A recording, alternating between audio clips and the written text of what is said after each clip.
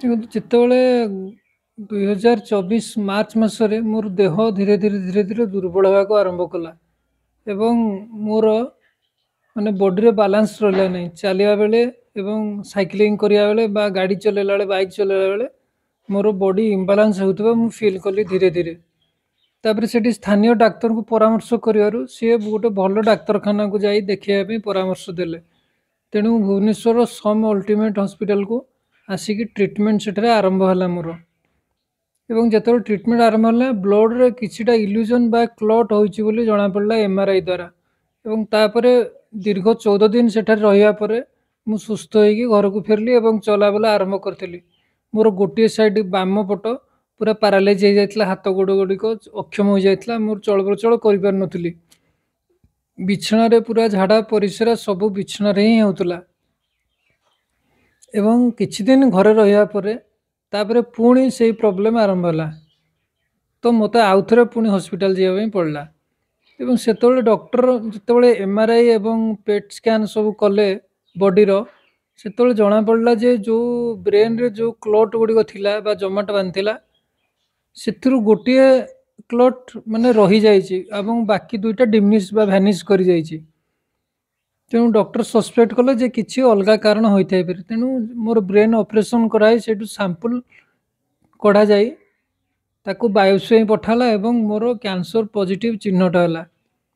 ଯେତେବେଳେ cancer positive ଚିହ୍ନଟ ହେଲା, ସେତେବେଳେ ମୋର ଏବଂ ପରିବାରର ଆର୍ଥିକ ସ୍ଥିତି ସେତେଟା ସୁଚଳ ନଥିଲା। ତାପରେ ଆମେ ସବୁ ଚିନ୍ତାରେ ପଡ଼ିଗଲୁ ଯେ ୟାର ଟ୍ରିଟମେଣ୍ଟ କେମିତି ହେବ। ଏବଂ ଗୋଟେ ମାନସିକ ସ୍ତରରେ ଗୋଟେ ଆଘାତ ଲାଗିଲା ମୋ ପାଇଁ ଏବଂ ମୋ ପରିବାର ପାଇଁ। କିନ୍ତୁ ସମ୍ ହସ୍ପିଟାଲର ଡାକ୍ତର, ଯେଉଁ ଅଙ୍କୋଲୋଜି ଡିପାର୍ଟମେଣ୍ଟର ଭଲ ଭଲ ଡାକ୍ତରମାନେ ମୋ ପାଖକୁ ଆସିଲେ ଏବଂ ମୋତେ ଗୋଟେ ସାହସ ଦେଲେ ଯେ ଯେହେତୁ ଇନିସିଆଲ ଷ୍ଟେଜରୁ ରୋଗଟି ଚିହ୍ନଟ ହୋଇଛି, ତେଣୁ ବ୍ୟତିବ୍ୟସ୍ତ ହେବାର କିଛି ନାହିଁ, ରୋଗ 100% ଭଲ ହେବ। ଏବଂ ମୋର କେମୋଥେରାପି ଟ୍ରିଟମେଣ୍ଟ ଷ୍ଟାର୍ଟ କରିବା ପାଇଁ ସେମାନେ ପରାମର୍ଶ ଦେଲେ। କିନ୍ତୁ ଏଥିପାଇଁ ମୋତେ ଅଧିକା ଖର୍ଚ୍ଚାନ୍ତ ହେବାକୁ ପଡ଼ିବ ବୋଲି ଡାକ୍ତର ମଧ୍ୟ ପରାମର୍ଶ ଦେଇଥିଲେ।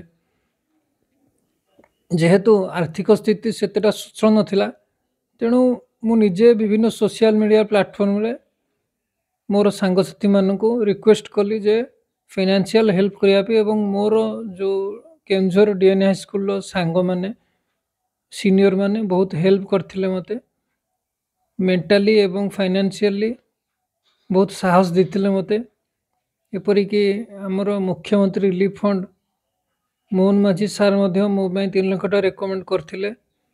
ଏବଂ ତତ୍କାଳୀନ ରାଜ୍ୟପାଳ ରଘୁବର ଦାସ ମଧ୍ୟ ମୋ ପାଇଁ 2 ଲକ୍ଷ ଟଙ୍କା ସାଙ୍କସନ୍ କରାଇଥିଲେ ଏବଂ ମୋତେ ବ୍ୟକ୍ତିଗତ ଭାବରେ ଭେଟିଥିଲେ। ମୁଁ ଯାଇଥିଲି ତାଙ୍କୁ ଭେଟିବା ପାଇଁ ମୋ ପରିବାର ସହିତ।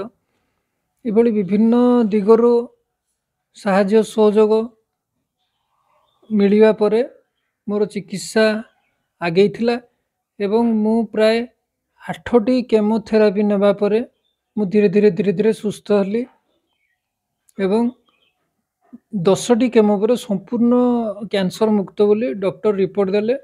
ଏବଂ ତାପରେ ମୋର ପରିବାରରେ ଗୋଟେ ପଜିଟିଭନେସ୍ ଦେଖାଦେଲା ଏବଂ ସମସ୍ତେ ଟିକେ ଆଶ୍ୱସ୍ତ ହେଲେ ଯେ ମୁଁ ରୋଗମୁକ୍ତ ହୋଇସାରିଛି ବୋଲି। ଯେଉଁମାନେ ସବୁ ଦେଖିବେ କ୍ୟାନ୍ସର ହେଉଛି ମାନସିକ ସ୍ତରରେ ଭାଙ୍ଗି ପଡ଼ୁଛନ୍ତି, ତାଙ୍କୁ ଆପଣ କ'ଣ କହିବେ? ମାନସିକ ସ୍ତରରେ ଭାଙ୍ଗି ପଡ଼ିବା ଏଇଟା ଗୋଟେ ସ୍ୱାଭାବିକ କଥା। ଯିଏ ନାହିଁ ସେ ଭାଙ୍ଗି ପଡ଼ିବ, ମୁଁ ବି ଭାଙ୍ଗି ପଡ଼ିଥିଲି। କିନ୍ତୁ ସେହି ସମୟରେ ଆପଣଙ୍କୁ ଧୈର୍ଯ୍ୟ ଧରିବାକୁ ପଡ଼ିବ ଏବଂ ସାହସ ରଖିବାକୁ ପଡ଼ିବ। ଧୈର୍ଯ୍ୟ ଧରିବାକୁ କହିଦେବାଟା ବହୁତ ସହଜ, କିନ୍ତୁ ଯାହା ପକ୍ଷେ ବିତେ ସିଏ ହିଁ ଜାଣେ ଯେ କଷ୍ଟଟା କ'ଣ। କାହିଁକିନା କେମୋଥେରାପି ଏସବୁ ବହୁତ ମାନେ କଷ୍ଟଦାୟକ ଯାତ୍ରା।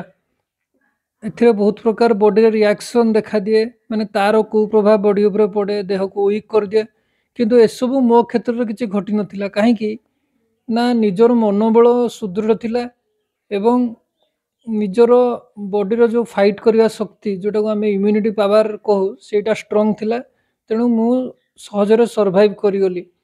ଆଉ ଗୋଟେ କଥା ହେଉଛି, ଯେତେବେଳେ ଜଣକୁ କ୍ୟାନ୍ସର ଚିହ୍ନଟ ହୁଏ, ତାଙ୍କୁ ବହୁତ ଲୋକ ଦୁର୍ବଳ କରିଦେବା ପାଇଁ ଚେଷ୍ଟା କରନ୍ତି। ତାଙ୍କ ବନ୍ଧୁବାନ୍ଧବ, ଭାଇ, ସାଙ୍ଗସାଥି ସମସ୍ତେ ମାନେ ଦୁର୍ବଳ କରିଦେବା ପାଇଁ ଚେଷ୍ଟା କରନ୍ତି, କିନ୍ତୁ ସେଭଳି କରନ୍ତୁ ନାହିଁ। ଯିଏ ବି କ୍ୟାନ୍ସର ଚିହ୍ନଟ ହେଉଛନ୍ତି ବା ଡିଟେକ୍ଟ ହେଉଛି ଯାହା ଦେହରେ, ସେମାନେ ଉପଯୁକ୍ତ ଡାକ୍ତରଙ୍କୁ ପରାମର୍ଶ କରନ୍ତୁ, ଭଲ ଡାକ୍ତରଙ୍କ ପାଖକୁ ଯାଆନ୍ତୁ। ଆମର ସମ୍ ହସ୍ପିଟାଲ ଏବଂ ସମ୍ ଅଲ୍ଟିମେଟ୍ ଯେଉଁ ରହିଛି ଭୁବନେଶ୍ୱରରେ ବହୁତ ଭଲ ଭଲ ଡାକ୍ତରମାନେ ସେଠି ଅଛନ୍ତି, ଭଲ ଟ୍ରିଟମେଣ୍ଟ ସେଠାରେ ହେଉଛି, ଭଲ ଚିକିତ୍ସା ସୁବିଧା ଉପଲବ୍ଧ ହେଉଛି ଏବଂ କ୍ୟାନ୍ସରକୁ ବହୁତ ଲୋକ ମାତ ଦେଇପାରୁଛନ୍ତି। ତେଣୁ ଆପଣମାନେ ବିଚଳିତ ହୁଅନ୍ତୁ ନା ବା ଅଧୈର୍ଯ୍ୟ ହୁଅନ୍ତୁ ନାହିଁ।